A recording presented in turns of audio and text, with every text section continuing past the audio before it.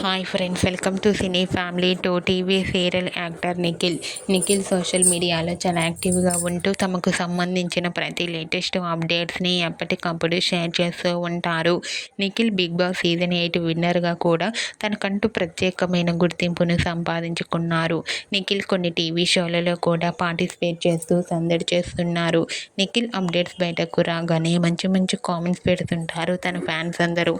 అయితే రీసెంట్గా Bigg Boss season 8 winner Nikhil తన రియల్ లైఫ్ లేటెస్ట్ ఫొటోస్ను తన ఇన్స్టాగ్రామ్లో షేర్ చేశారు.